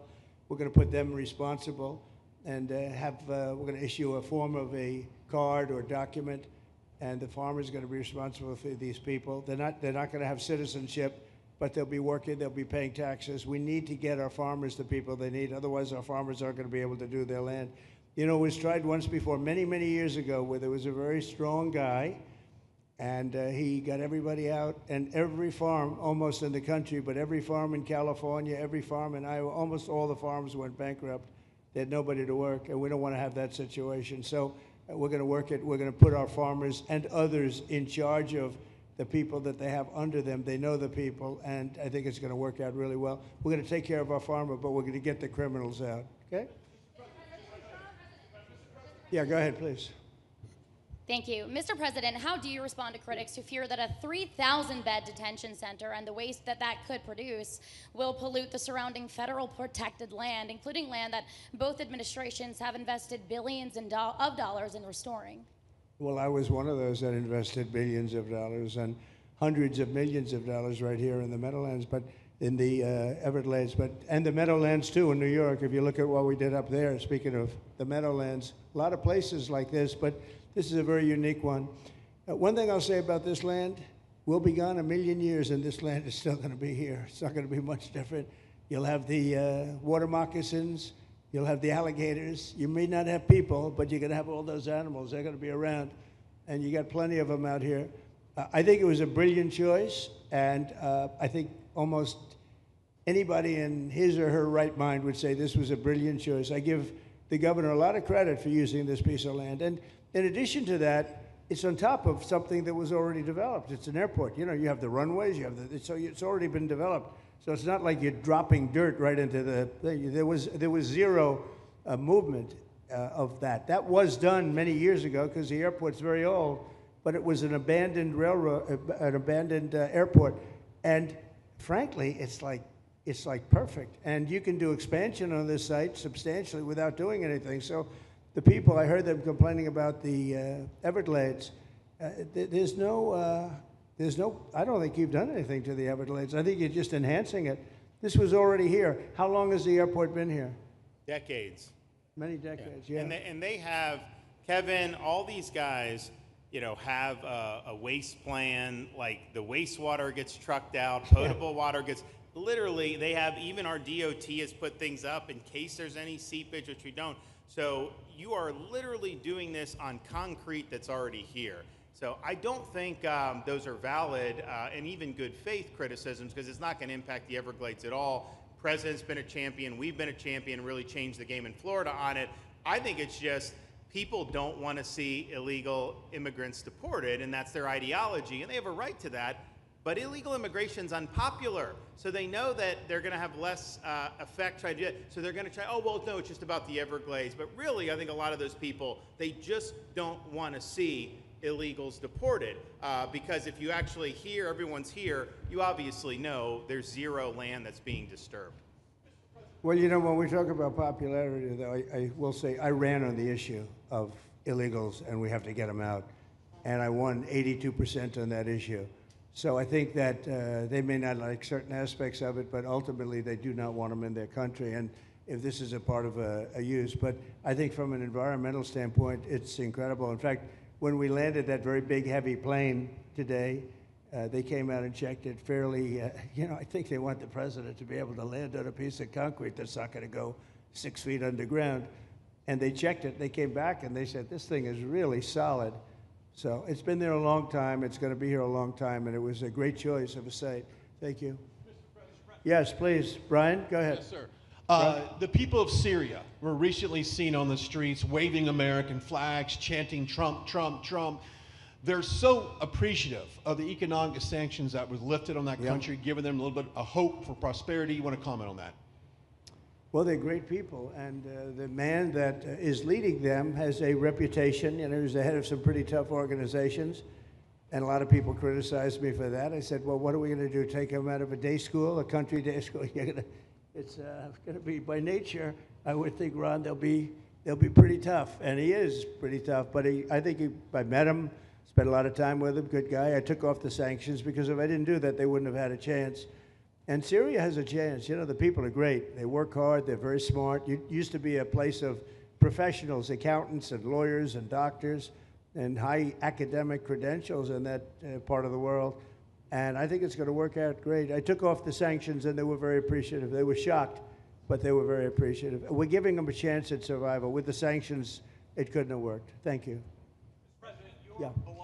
Mr. President, your beloved New York City may well be led by a communist soon, Zorhan Mandami, who in his nomination speech said he will defy ICE and will not allow ICE to arrest criminal aliens in New York City. Your message to communist Zorhan Mandami. Well, then we'll have to arrest him. Look, we don't need a communist in this country, but if we have one, I'm going to be watching over him very carefully on behalf of the nation. We send him money. We send him all the things that he needs to run a government.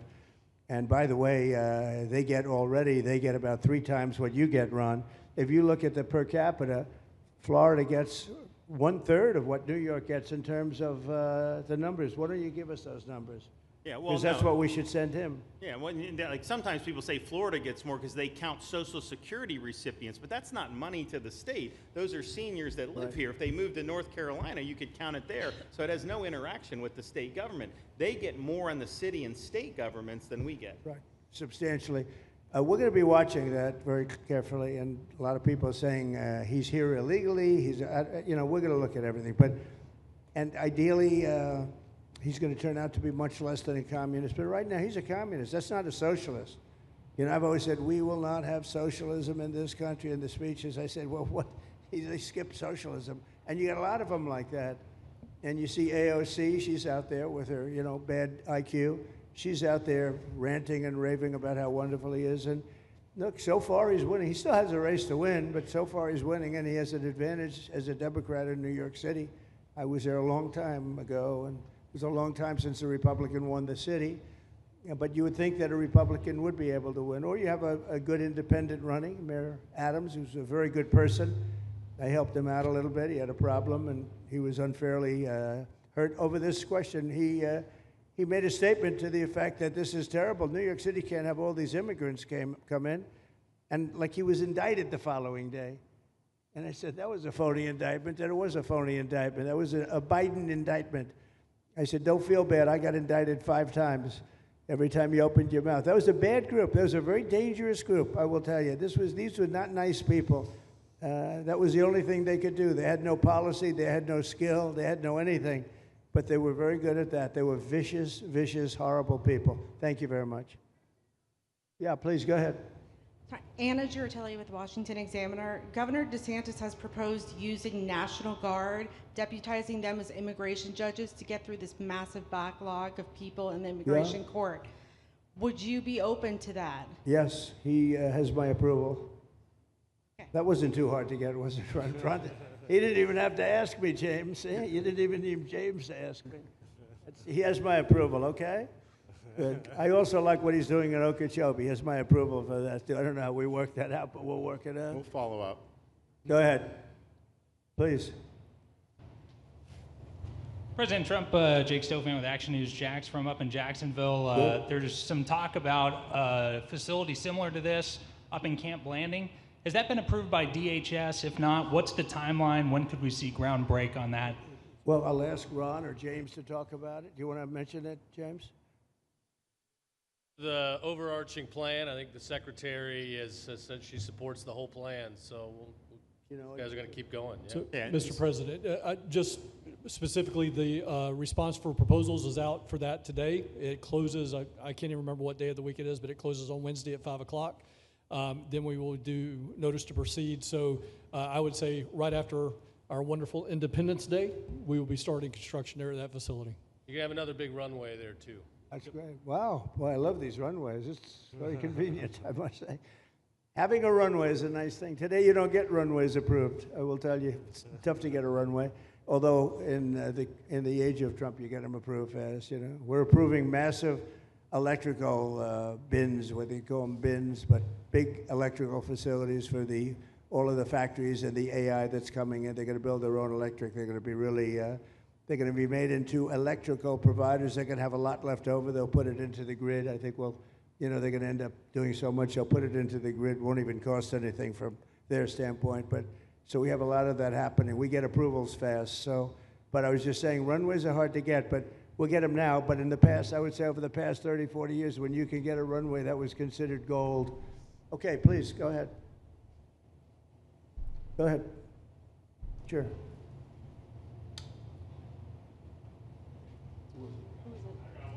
Okay, go ahead. Yes. President Trump, Laverne McGee, News 6 Orlando. You have fulfilled several campaign promises along with the help of Governor Ron DeSantis. What is the next campaign promise that you plan to fulfill to the American people? So we have turned this country around in less than 6 months. And when I was away, and I was telling Ron, I was telling some others, I've said it a little publicly, I guess, but I met a lot of very important people. The King of Saudi Arabia, I was there 2 weeks ago, and Qatar, the leader of Qatar, who's great, and the leader of UAE, who's great. These are very substantial people, very smart people, and good people. And all three of them said essentially the same thing, along with many other people, because I just left NATO. NATO's we took it up to 5%. Nobody can believe that one run. That would be hard, but nobody believes that. What happened in NATO, over $1 trillion a year from like nothing. It was an honor. But every leader said that a year ago, this country was dead. They had no confidence in the United States. They really felt it was a dead country, and it was some bad things were going to happen.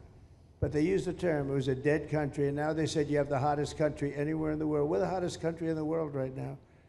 And we turned it around fast. I thought it would take longer than this. We turned it around fast. Some of it was psychology, and we had to know how good we were. But others was getting rid of rules, regulations, and all of the things that I got rid of already. I signed more executive orders than anybody in history, times like 3 or 4. And I got rid of just one. I got rid of the other night. You buy a house, they have a faucet in the house, Joe, and the faucet, the water doesn't come out. They have a restrictor. You can't, in areas where you have so much water, they don't know what to do with it. You have a shower head, the shower doesn't, you think it's not working. It is working. The water's dripping out. And that's no good for me. I like this hair I like that hair nice and wet. You have to stand in the shower for 20 minutes before you get the soap out of your hair. And I put a thing in, and it sounds funny, but it's really not. It's horrible. And when you wash your hands, you turn on the faucet, no water comes out. You're washing, the water barely comes out. So this was done by crazy people. And I wrote it all off and got it approved in Congress so that they can't just change it, because I did it in my first term. Everyone was so happy. And then one of the first things that Biden did when he came back is he put the restriction on showers, toilets, and sinks. Put this restriction, and washing machines. Washing machine, they give you like a quarter of this bottle to do your clothing. And people needed 10 of these bottles. And the people came to me from Whirlpool, and they said, we can't make a machine that's competitive. We can't make a machine anymore. It doesn't work. Why? They don't let us use water. Do you have any problems with water? No, we have so much we don't know what to do with it. You know, it comes down from heaven, right? And I approved all of that, the washing machines, the whole thing. The dishwashers, that was the other one. They give you like this much water right up to there to do your dishes. So people, you know what they do? They keep pressing the button. So they end up doing the dishes 10 times. They end up using more water than you would have used if you did it right in the first place. So all of that stuff has been written off. It sounds crazy. It's little things. The straw, I let you go back to a plastic straw. I was tired of having straws melt in my mouth, you know? It wasn't working. The paper wasn't working too well. So these are little things that I did. Then we have the big things. We have the biggest things, and that has to do with some of the subjects we're talking now. I think the things we're talking about now are the biggest, because if you don't have borders in this country, borders and good elections, and we're working on that next. There's some bills coming in that's going to make sure that you're a citizen, that people aren't counted in the voting when, you know, they were here and they're here as illegals and they're criminals in many cases, and they give them a count, and you end up with extra congressmen. We're going to work on that. We're going to straighten that out next. That's going to be easy compared to what we were doing. But we did the big things too. But little things like that, a straw, little things like a washing machine with no water. People go out, they spend all their money on a washing machine. The damn thing doesn't work. You can't use the water. Then you go to your sink, and that doesn't work either. You're stuck. You know what you do? You have dirty plates the next day. That's it. And we solved so many common sense problems. And they weren't easy. You know, there are people that really believe in this stuff. But, you know, most states have so much water, they don't know what to do with it. And look at North Carolina. I mean, they had a lot of water. And they have to get restrictors on their, you know, on their kitchen faucets. So we're very proud of the things we did, and we're going to do a lot more of them. Yeah, please, go ahead. You guys in good shape. Hey, it's Eric Bowling. How you doing, sir? Something we've talked about for, I'd say, the better part of 20 years. I think it's something near and dear to your heart, energy, our energy security. Yeah. Under Joe Biden, average price of oil for the 4 years was about $79 a barrel. He drained the SPR halfway down, promised to replenish it, never did. That's right. Under you, first term, $53 average price for 4 years. Biden was $78 for 8 years. It was never refilled. The question is now it's $64 or so. Yeah. What coming down rapidly. Coming down, and what a great opportunity to fix another one of Joe Biden's problems, one of the things he broke in America, giving us the energy security of an emergency SPR, Sure. fill it to, maybe even go beyond and fill it to 1 billion barrels this time at a much cheaper price. Thoughts on the energy sector? So it holds 77 million barrels, and we had it up to the top, if you remember. And I was proud of that, and I made a deal to buy it at the lowest price of oil. It was a good deal, good instinct. And we filled it up, and when he came in, he started using it to keep oil prices down because he blew our energy policy out. Energy and his bad spending is what caused inflation. So now we have no inflation. Gasoline just hit $1.99 today in 5 states. $1.99, isn't that a nice sound? It was up to $4, and going up to $5, $6, and $7. In California, it was $7.70. But we just hit in five states, $1.99, $1.98. And it's coming down to that level, so that'll be a big thing. And one of the reasons the prices and costs are going down when you go to the supermarket, because I said I was going to get costs down. We're getting the costs down. Food is coming down. When I came out, my first week, if you remember, I had a lunatic reporter screaming at me saying, eggs are going through the roof. What are you going to do about eggs? I said, I just got here. I didn't know anything about eggs. I had to call you. I said, look, I just got here. Tell me the problem. Well, they're doubled in price, and they're going to be 5 or 6 times higher. They were right, actually. I said, let me work on it. And now we have eggs down to the same numbers it was when I first came in. You know, we lowered the cost of groceries.